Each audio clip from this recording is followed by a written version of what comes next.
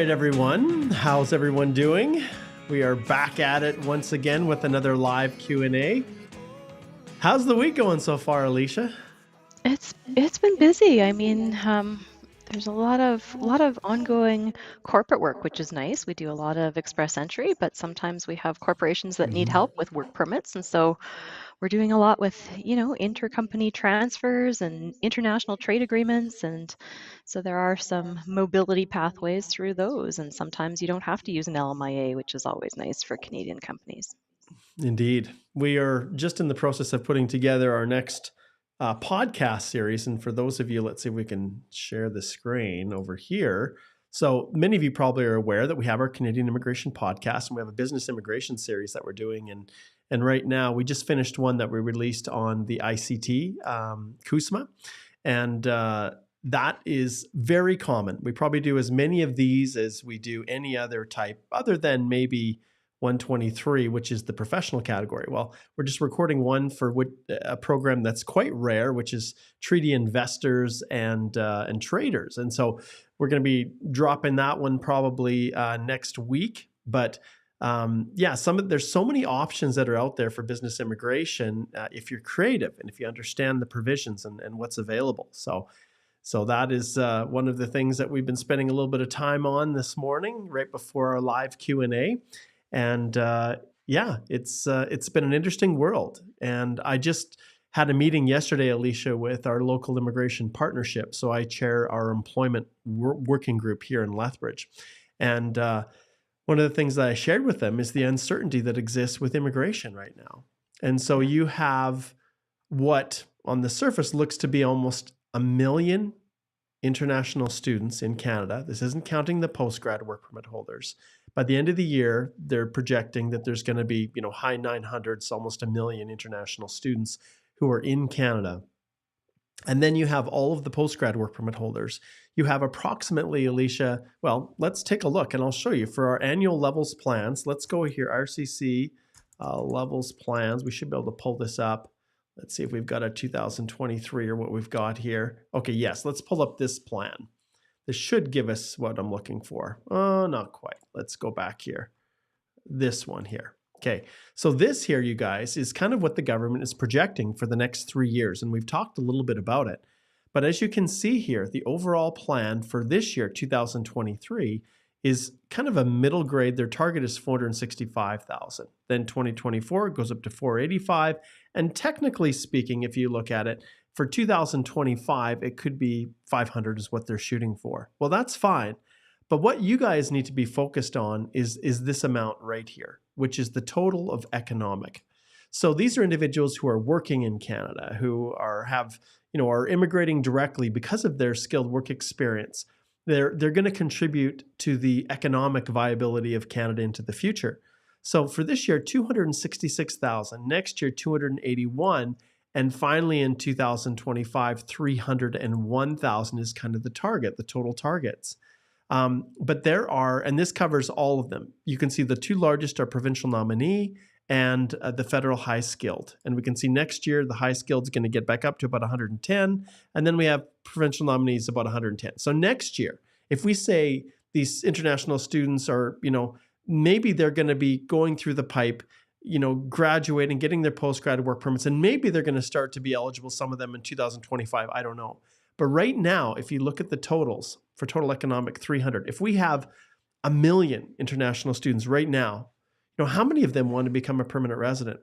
And within this very small, which seems absurd right now to think of 300,000 as being small, comparative to what we have right now in terms of temporary residents in Canada, 1 million international students all probably being told, hey, there's a pathway to permanent residence for you if you come and spend $30,000, $40,000, for your 2-year program in Canada. And so it's an investment. You pay that money and then you can have a life in Canada. And that's what's been held out to them. And as I was talking with the local immigration partnership, and there's representatives from the university, the college, there's employers in town, I said, look, this is a huge problem.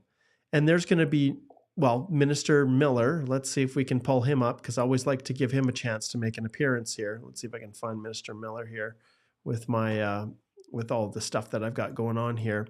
The big thing here with Minister Miller, the problem that he has is that there's no way to transition every temporary resident here in Canada into permanent residence, despite whatever was held out. And Minister Miller confirmed that in one of his last press conferences, where he said, look, there just isn't enough room. So those of you who've counted on coming to school and having a pathway to permanent residence, it is not there. It is not a guarantee. And so what's happening now, Alicia, and this is what I wanted to warn the local members of the community here in Lethbridge, at least those that are heavily involved in the settlement and integration of newcomers to our community. I said, look, you have to watch out very carefully. And also the rural renewal stream, there was representatives from Lethbridge and Tabor in particular, where Alberta has a program where communities can kind of nominate you in a way for a provincial nomination through Alberta. And I said, look, you have to be very careful, because when there is desperation with all of these international students who want to transition to postgrads, and all of the existing postgrads who are desperate to find a place for permanent residence before their work permit expires, where there's that desperation, there is corruption and exploitation. And I said, look, there are a number of employers, even in our community here in Lethbridge, that are more than happy to illegally take $30,000, $40,000 from someone to offer them a job offer. And especially you programs where they're going through the rural renewal stream, or like Claire's Home, the Rural Northern Immigration Program, that pilot, or any of these, there is going to be an incentive for people to exploit and take advantage of all of these people, because when there's insufficient spots, people will do just about anything to be able to stay. And so, Minister Miller, if you're watching this, I sure hope that you guys are taking steps to try to sort this out, because your buddy over here, he created a lot of this, and his predecessor, Mendocino, with basically opening up the coffers and encouraging people to come on study permits. And I know it's a little bit of a ramble here, Alicia, but what caused this? What caused the massively high numbers of people wanting to come to study in Canada? Well, it was express entry. And in the past, we had a program, the Federal Skilled Worker Program, where you could apply, anyone could apply who qualified, but then you'd wait 6 or 7 years for your permanent residence to be processed, right? And that number continued to balloon and get bigger and bigger. And so at the time, the Conservative government said, look, we have to make some changes. And they just returned a whole bunch of hundreds of thousands of applications, which obviously as immigration lawyers, we had huge problems with. But they culled out that backlog and created express entry and said, we're only going to take in a certain number of people that are ranking the highest, and we're going to manage that intake. Well, now the international student program has really been kind of like the prep program for express entry, because you couldn't qualify otherwise. And now after allowing it to balloon and allowing, this massive influx of international students, now the Liberal government is realizing we can't transition all these people. And so that's the world we're in. And I don't know what your take is on this, Alicia, but I know you guys out there, I know you are willing to do anything that you can to stay. But please, whatever you do, don't pay some crooked company, $30,000 or $40,000 or whatever it is for a job offer. And I'll also tell you, if you hear of anyone like that, please let us know, report them, because those crooked employers are getting an economic advantage over the good employers, to the point where good employers who treat their workers well, who pay them fairly, who follow employment standards legislation in the provinces, they are literally being run out of business by the crooked ones, because there's so many of you that are willing to work under horrible conditions for that faint hope and promise that you'll get an LMIA to support a job offer, which will then give you the ability potentially to get permanent residence. So I don't know what your thoughts are on that, Alicia. I know I took quite a bit of time here. Well, we'll definitely get to the questions, you guys, but I wanted to bring this up because we haven't had a draw, right? We have not had a round of invitations, and Yeah. so And what this are your is where thoughts?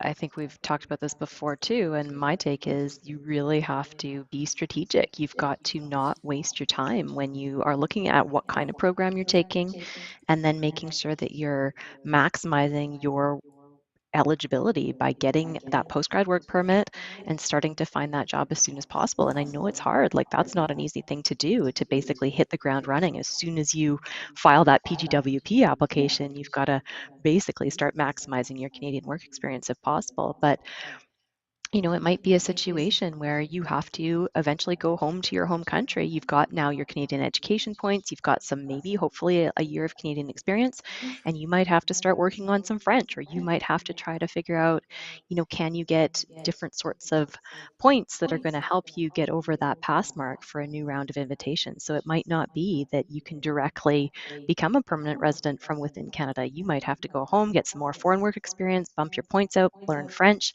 and then hopefully, because you had that Canadian education, that does give you a leg up in your CRS scores. Yeah, exactly. All right, let's flip over here just quickly and let's take a look at, let's see, yes, let's take a look at this. So rounds of invitations, Alicia. You can see right here, we have the last draw being on October the 26th. So we're closing in on a month. Mm-hmm. So there have been times previously where this has occurred, where they've had a lengthy delay. This one was a healthcare. It was a large draw, which pushed the scores down to 431. But when we look at this, what is the rationale? Why would they suspend or not have draws over such a length of time when consistently, they did 3 back-to-back virtually leading up to this? Mm-hmm. Well, okay, so what we know, because we're part of this national, I guess, largely national network of immigration lawyers across the country who share information and what's going on the ground, we know that immigration had a rollout of a new system on November 7th, and that kind of tried to fix a bunch of problems that were happening in the system. So that draw had happened in October, and a lot of people realized that they were not actually able to file their applications properly. So some people who had started their application and who had indicated that they had family members, dependent family members who are in Canada, were not able to progress their EAPR. They just couldn't complete it. So there were system issues that immigration then had to go in and try to do a patch and fix on November 8th. And I think they're still reeling from that, is my take, is that they just had back-end technology problems that messed up the system that they need to sort through before they can do another draw, because everything's in disarray at the moment. Yes, that pretty much sums it up. And what are your thoughts, you guys? I want to ask people for your comments, and we'll get to the super chats that are coming through here. But what are your thoughts on this? How are you feeling? What are your prospects? What do they look like? Do you feel like you have a chance? Do you feel like, you were, and I don't want to lead into responses, but generally, do you feel like you were treated fairly? Do you feel like you knew going in that there would be no guarantees? Or did you feel like, based on what you were told by your education agent or the school or even the government, that you would have a pathway to permanent residence? And also, with these 18-month postgrad work permits, like, why would the government do that, right? Unless they originally, intended to have a pathway for you to permanent residence. And especially given what Minister Fraser, our former Minister of Immigration, had indicated about how important the international students were to our economic recovery from the pandemic. Well, how do you feel about that? So those are some of the questions that I'd love to hear from you guys, and we'll jump to those in a little bit.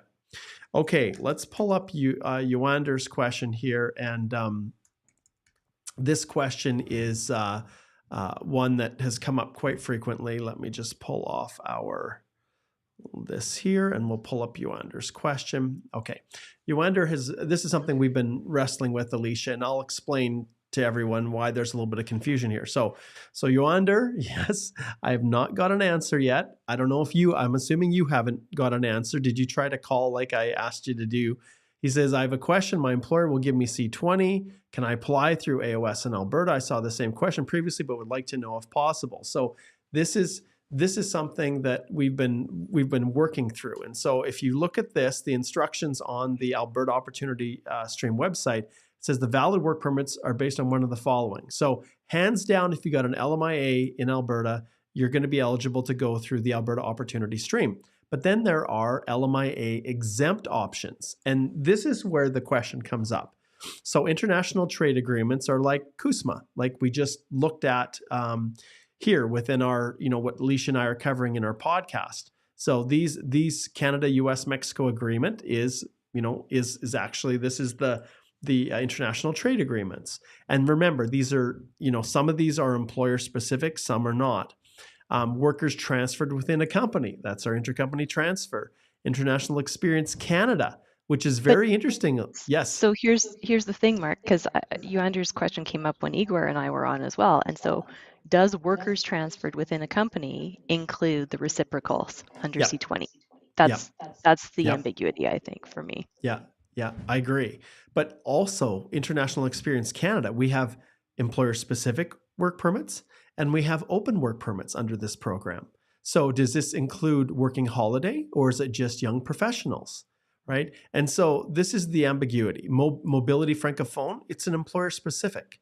Religious workers, which is interesting, Alicia, because traditionally IRCC Alberta has not been very facilitative for religious workers. So it's interesting to see that's on the list. And then an open work permit issued by IRCC. So this here, I have to assume these are these work permits are LMI exempt. It doesn't say it's employer specific, but I think by analogy, it might kind of suggest that it is.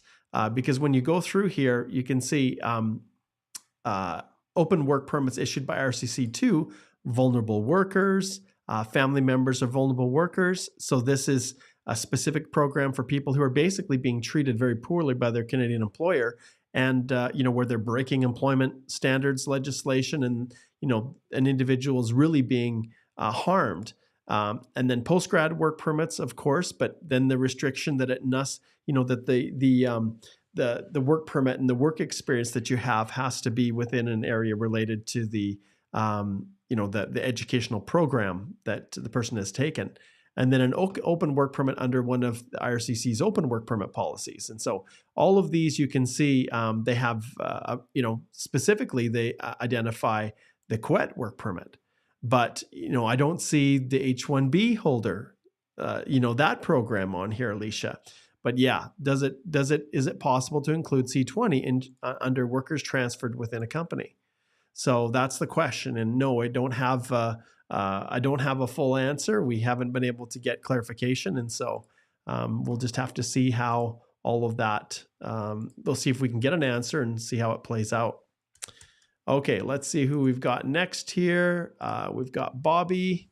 Let's see what we can do with this one. Bobby says, I'm working full-time on a closed work permit with my employer the last 2 years with a positive LMIA. My permit is expiring in March. If I need to extend based on the same job and duties, do I need a new LMIA? And yes. And then the question is, what is the current processing time for an LMIA from BC? And my points are 495 with an LMIA. So what are your thoughts here for Bobby here? Yeah, so yes, Bobby, absolutely you do. If you need to get a new work permit and you're still working for that same employer and they are willing to go through that LMIA process again, so they have to start advertising and recruiting, and this is where you're asking what are the times. Practically, it's not just the processing time from ESDC, it's all right, the employer needs to start advertising and recruiting. Let's say they do it today. Those ads have to run continuously with no gaps in time for 4 weeks, and it's got to be on the job bank. And there are different criteria if it's a high wage job versus a low wage job. But assuming it's a high wage job, you've got to have at least 2 different national in scope, and you've got to make sure that you have all those ads continuous. And then after that, then they submit that online LMIA application. And the processing times, you can go to the ESDC website and you look up LMIA processing times, and it'll give you the current posted processing times. It depends on the category of application, but usually it's going to be at least 2 to 3 months, and we have heard there are delays. So if it's a high wage stream, it's 44 business days, so keep in mind that's probably so closer stupid. Like to what? 2 months. Oh, so dumb. Yeah, whatever. But these like, are what down. Does that mean? They were up at about 63. So yeah. keep in mind that if your employer needs to do this and your work permit's expiring in March, you will want to make sure that they do this right away so that you can have that application submitted. There are strategies about trying to submit a renewal application before the final LMIA comes in, but it gets a little bit technical and difficult, and we would definitely recommend you book a consult if you have to do that. Yeah.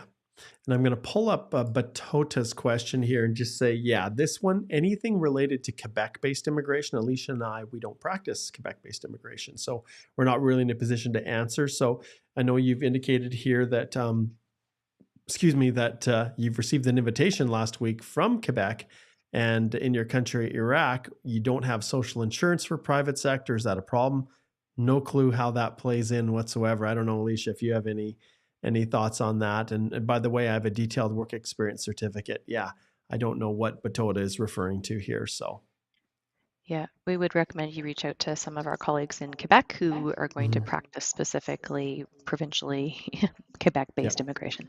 Yeah, and I just got back a couple weeks ago from a conference, the Immigration Lawyer Association Acadie in Quebec.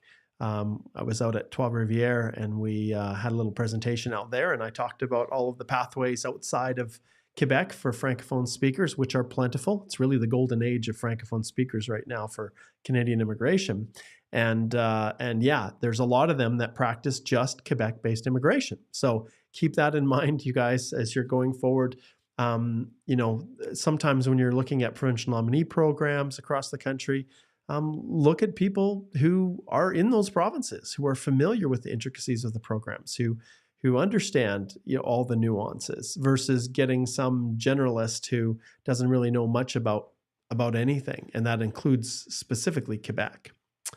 All right, we got a question from Mariana Rossi. She says, hey, my brother is applying for the new program for Colombians, Haitians, etc. Program has a cap. The police clearance certificate proof needs to be submitted, but have not gotten an email confirmation from the PCC provider. Should he wait or send payment receipt from the provider only? And this one, Mariana, is always a loaded question, right?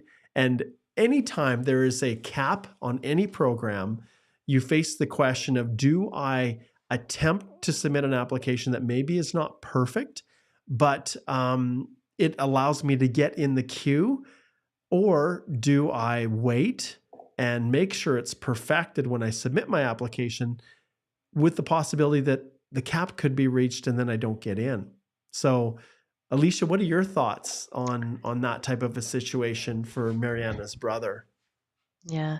And so, Mariana, again, this is where we'd say, we can't give you specific advice without hearing way more about your brother's situation and what his risk factors are and what his options are. And it's always a difficult call, because sometimes just getting your foot in the door and then being able to say, hey, here's all the evidence that I tried my best under this program. Here's evidence that we've applied. Here's all the email correspondence back from the provider company. And then uploading it via a web form inquiry afterwards might be, the best way to get your foot in the door. And hopefully immigration's not going to turn around and just refuse it as an incomplete application, but that is the risk, right? And so, it's always a judgment call. We always want to talk with people directly, learn more about their circumstances, their risk tolerance, what's happening, what are their other factors going on in their life, to be able to provide some advice. But ultimately, it has to be a decision that you or your brother can live with, because this is, it's important, and it's probably not going to be around for very long. It's probably a one and done kind of program. Yeah.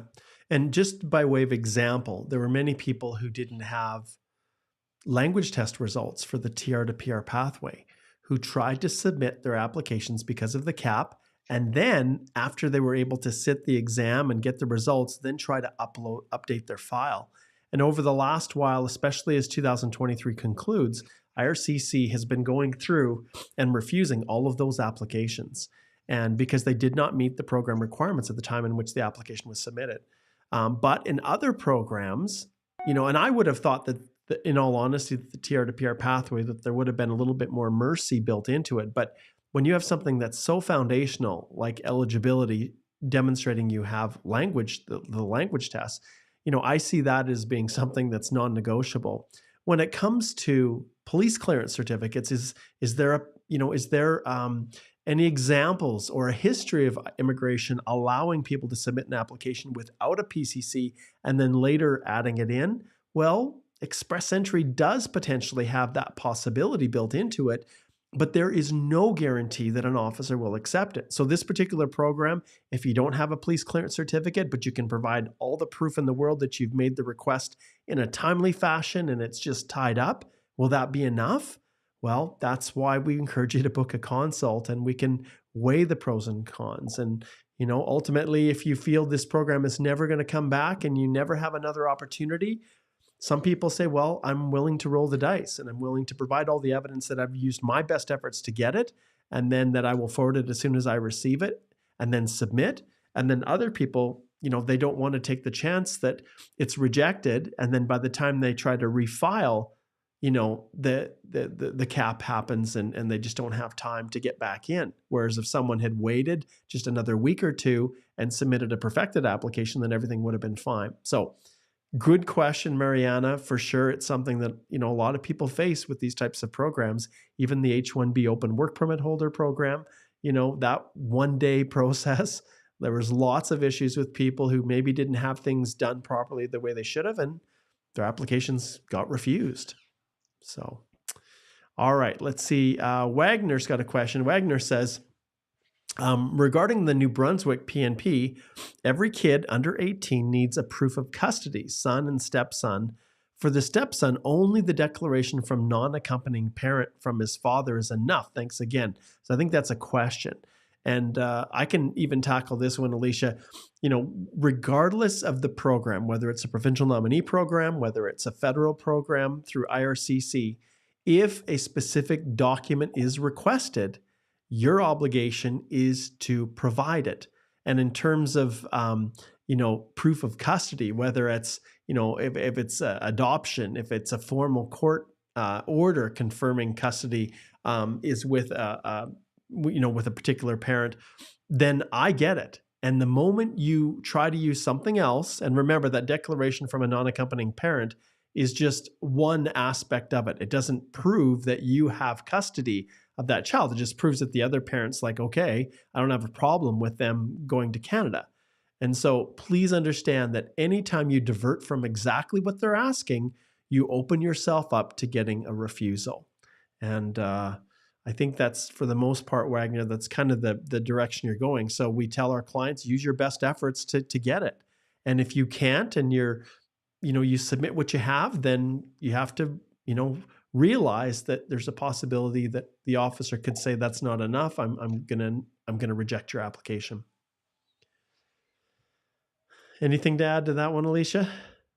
Yeah, anytime that anybody's talking with me about immigration to Canada, and it turns out that there's going to be custody issues or stepkids or non-custodial parents or somebody who might be not wanting to sign documents, I always say to go sort that out first, because then you're stuck in this really dicey situation where you've got a deadline or the province is coming back to you and saying, provide us proof of documents by this date.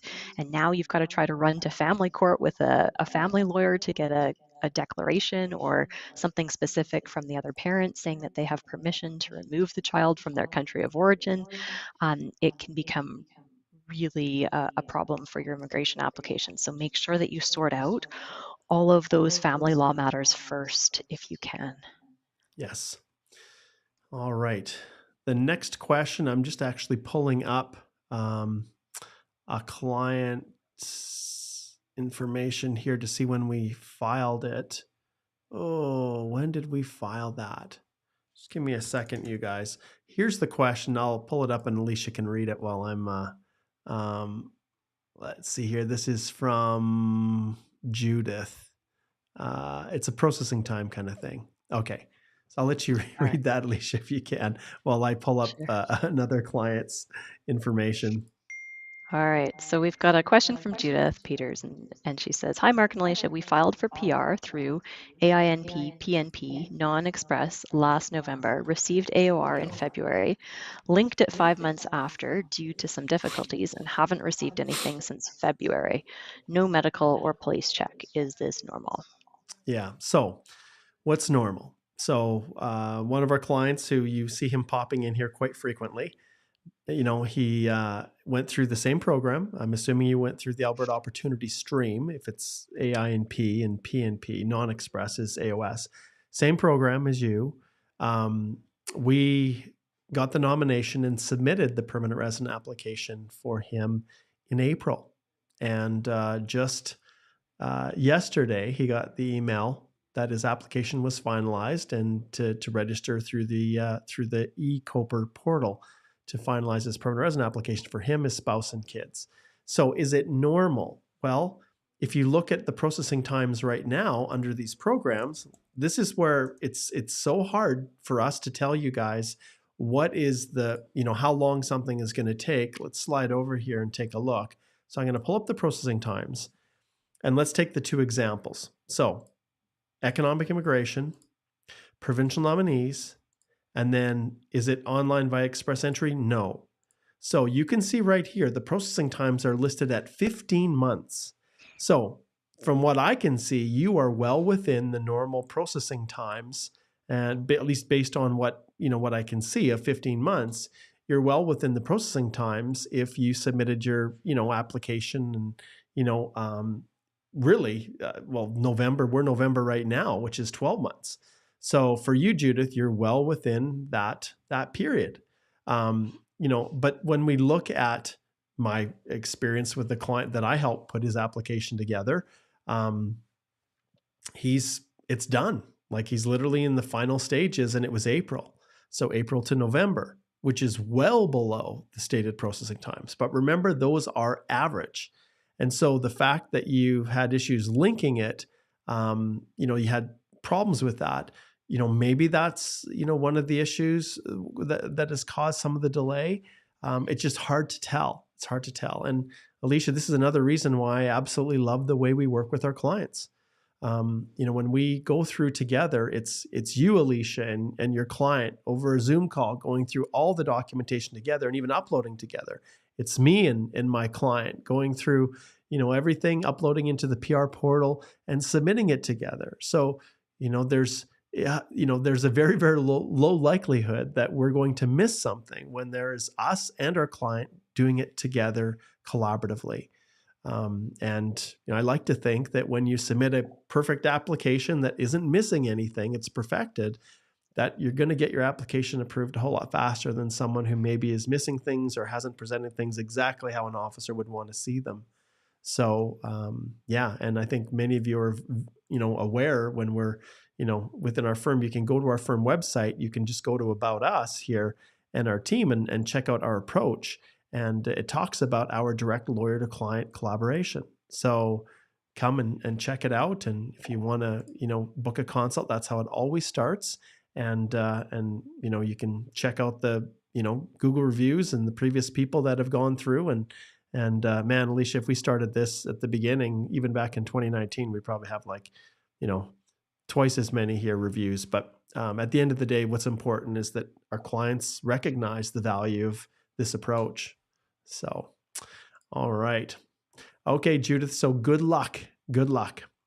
Okay, next one we've got here is Lisa. And Lisa says, my LMIA was issued for 3 years, but my work permit only for 2 years because of the expiry date of my passport.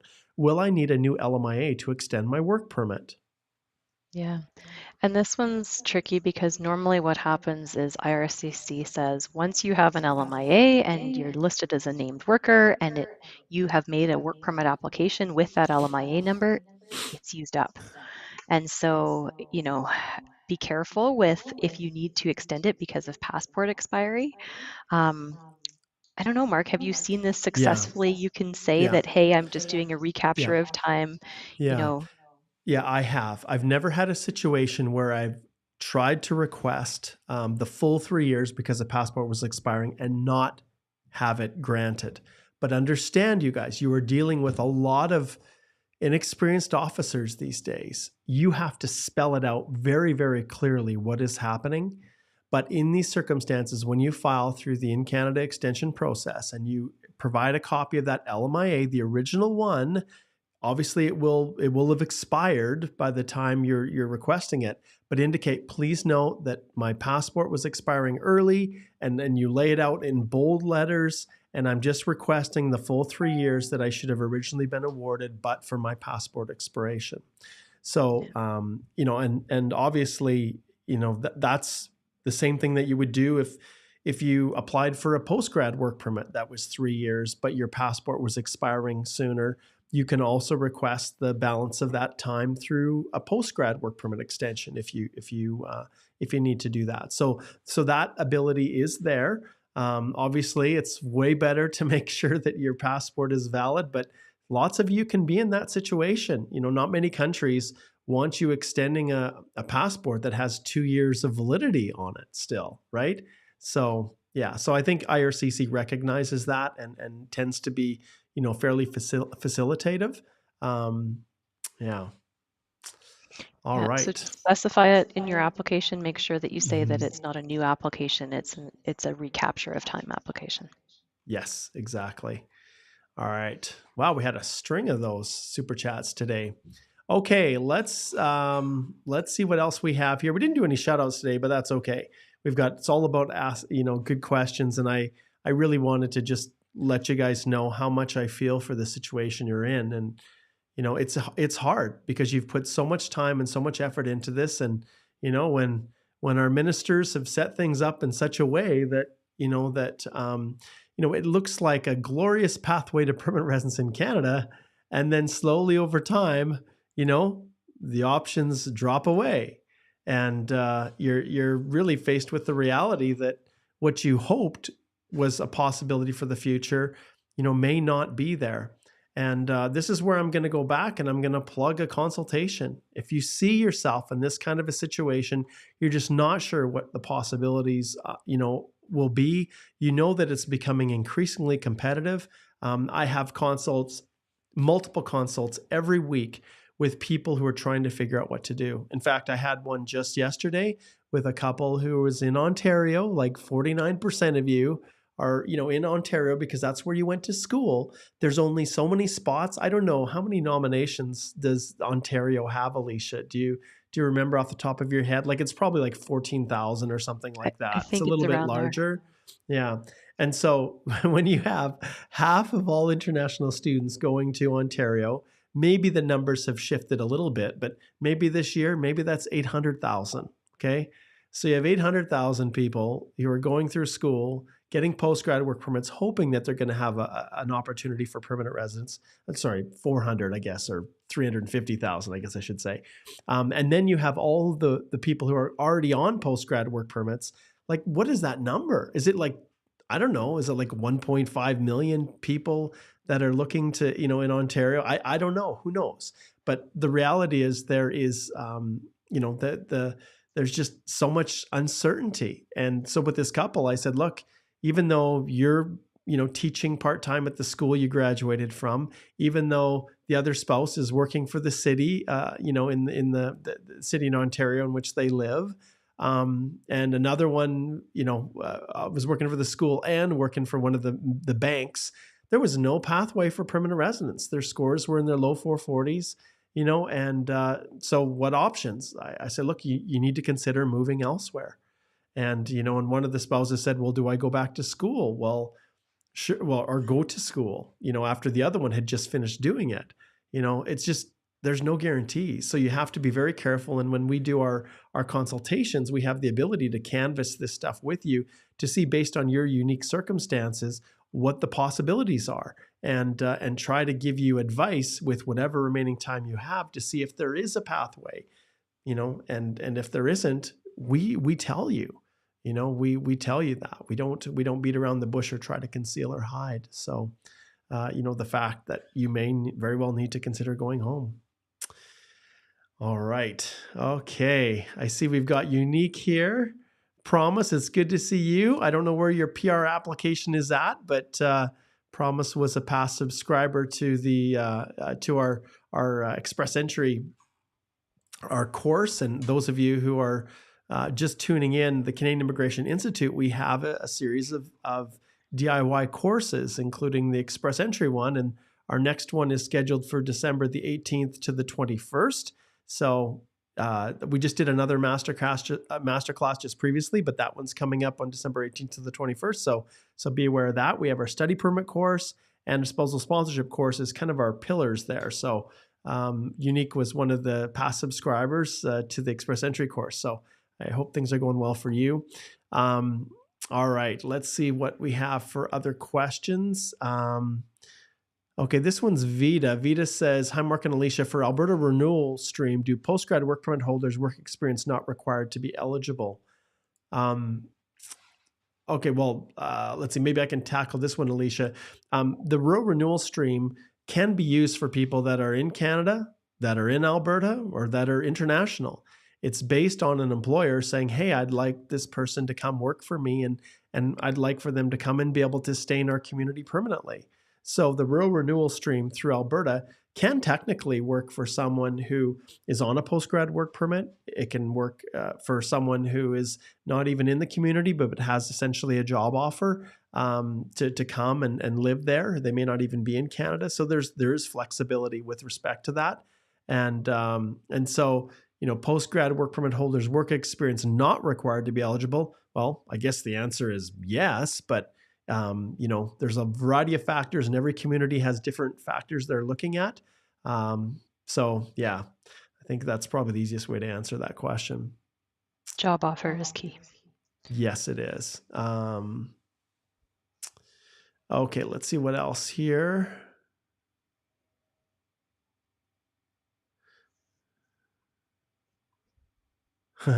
Jigar says, is RNIP going to be permanent after February 2024?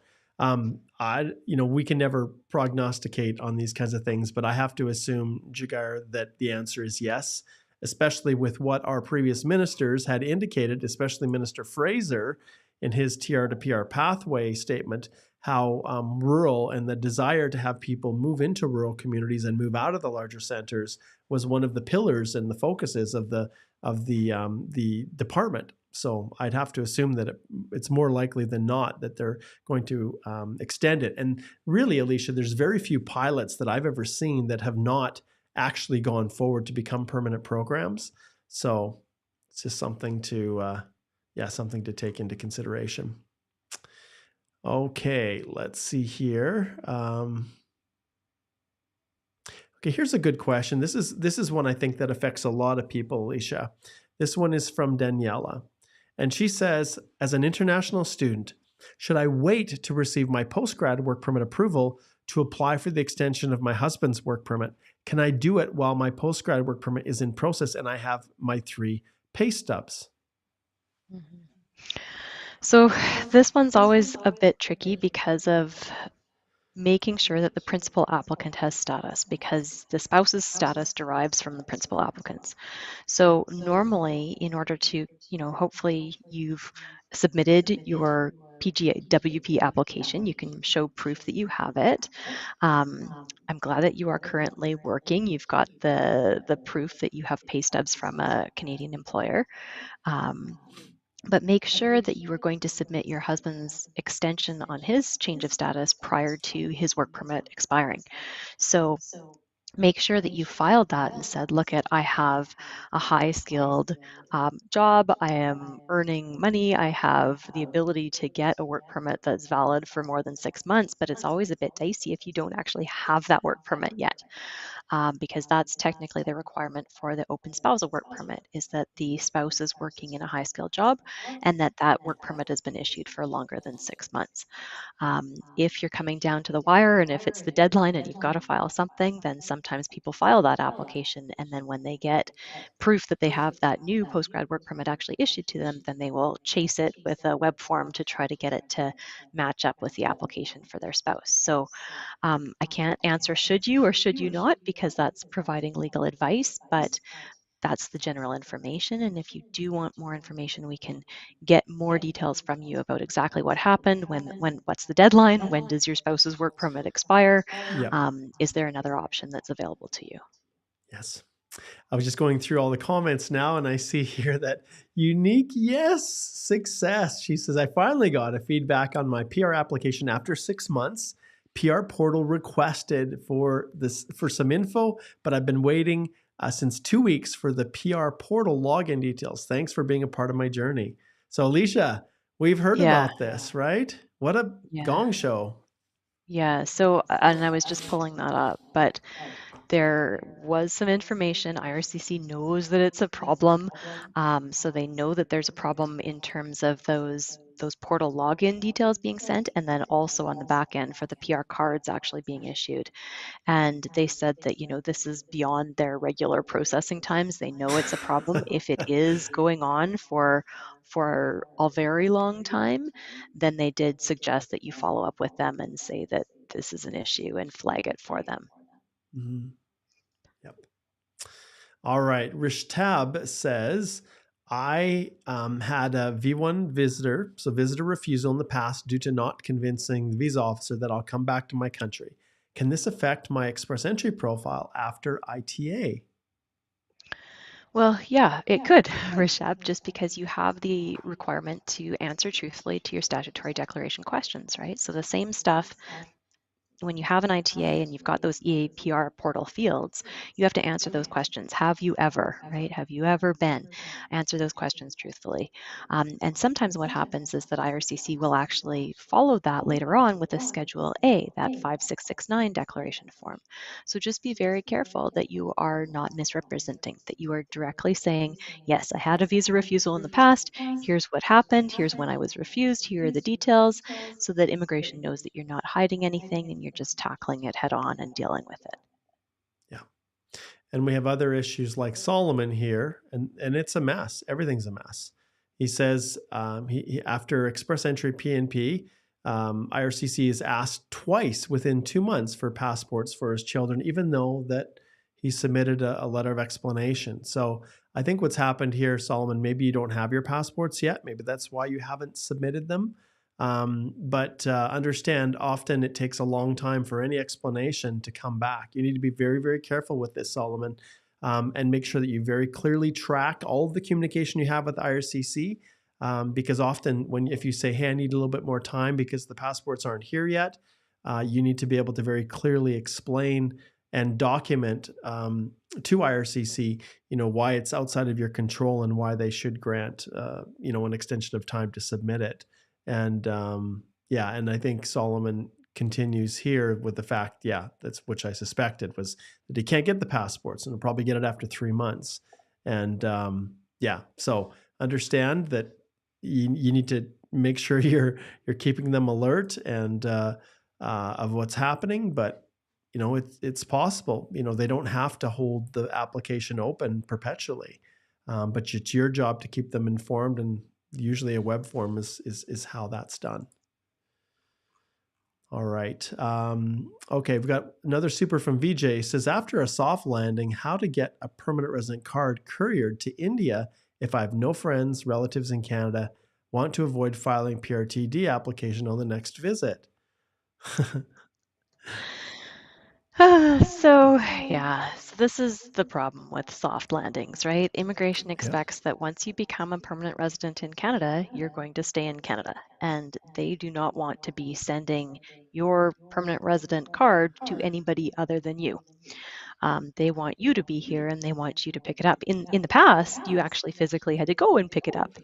Now they're starting to mail it, but they will only mail it to an actual residential address, not just like a PO box or something like that. So this becomes a problem because if you decide to leave the country, if you decide to leave Canada, then you're stuck outside of Canada without ability to re-enter. And if you don't have the PR card, then you're looking at doing a PR travel document application outside the country, which could take a very long time. Those are unpredictable applications, so be careful with that. Yes. All right. Let's see what else we have here.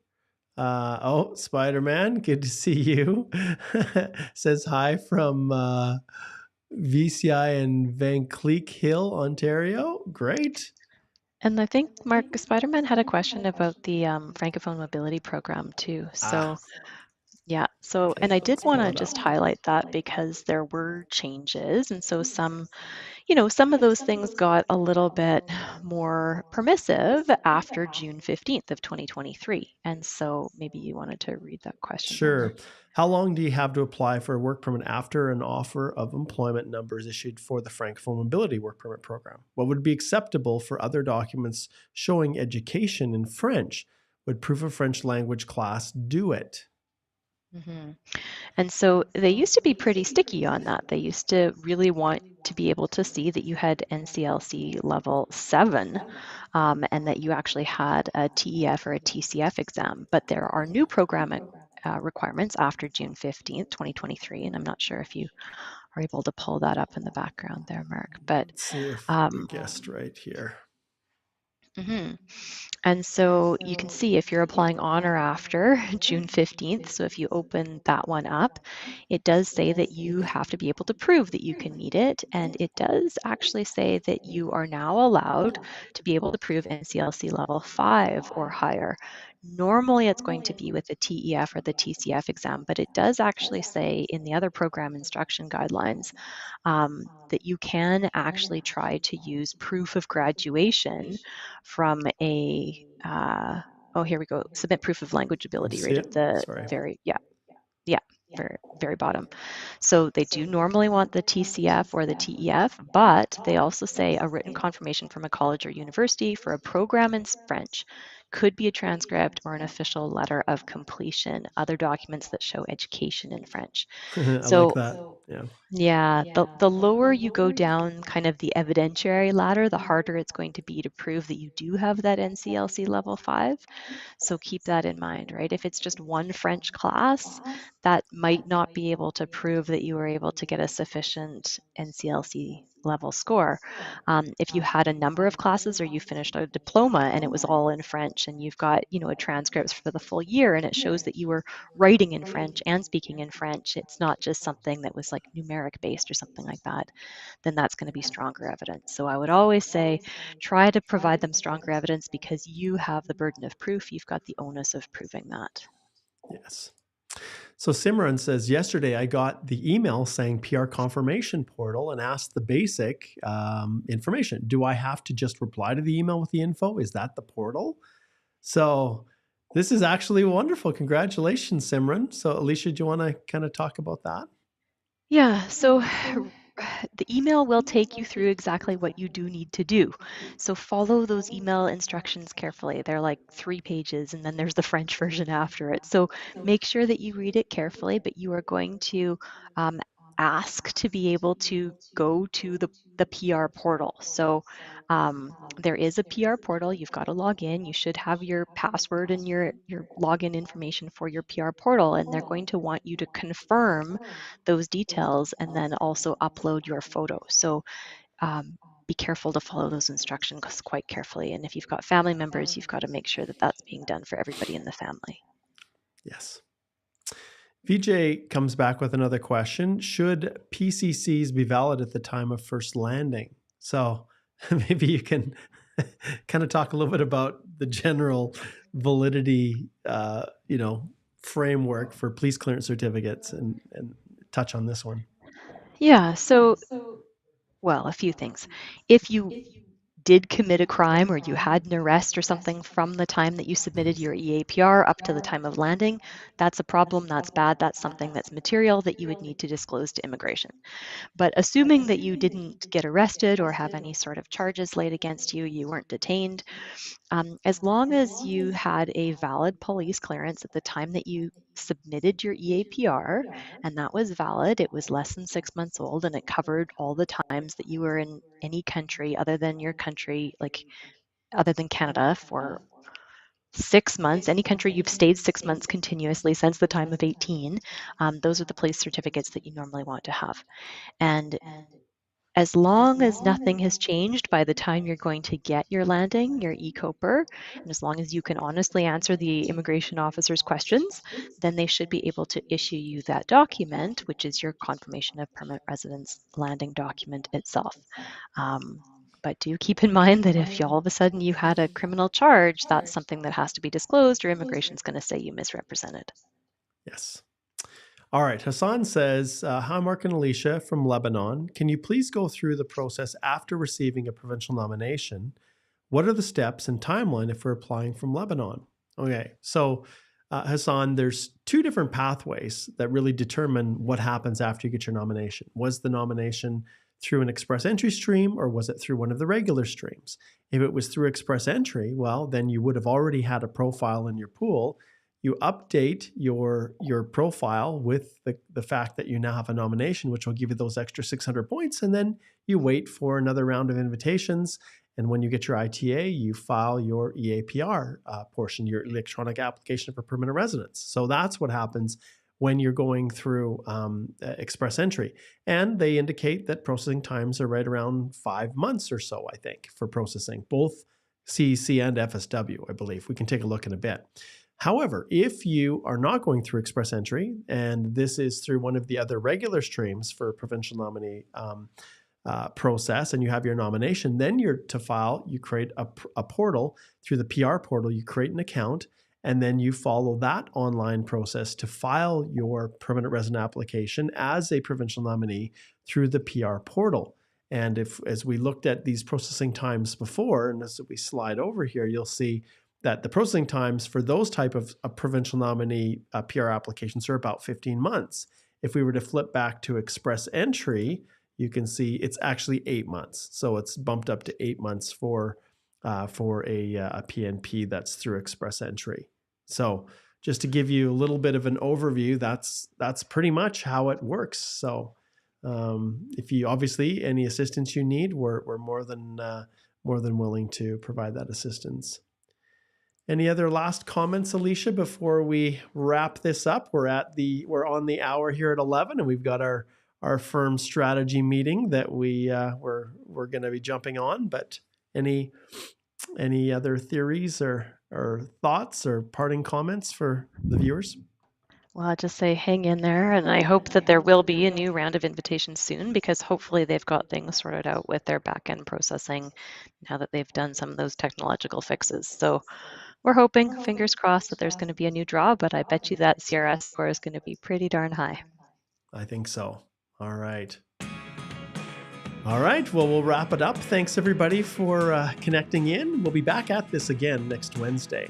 Remember, anytime you have any questions, the best way, if you're not able to get them answered here and they're specific, is to book a consult, and we can walk you through the process. Remember, the Canadian Immigration Institute has those DIY series courses with Express Entry has a masterclass associated with it, which will be starting in December. I know I just got an email from someone who subscribed just yesterday who said, when's the next masterclass? It is in December. And we'll just flip back here to this screen. Here's our winner right here. So you can see December 18th to the 21st. And there's material here to help you in your journey: Express Entry, study permits, spousal sponsorship, and anything that we can do. Remember, on our website, we've got tons of blog posts for you to check out where you can get additional information there. We're always writing about the latest changes with immigration and offering helpful information there. And of course, the podcast. If you haven't subscribed to that, do that. All right. Well, we'll wrap it up today. Thanks a lot for all the great questions. It was another wonderful live Q&A. And oh, look at this. Mark Miller. He's given us happy thoughts. Okay, I don't think that's Mark Miller, but that's okay. All right. Jatin, good to see you. And Talas, another past subscriber to the course. Thanks for connecting in. We've got lots of Mark Millers. Goodbye, Mark Miller. All right. See you guys.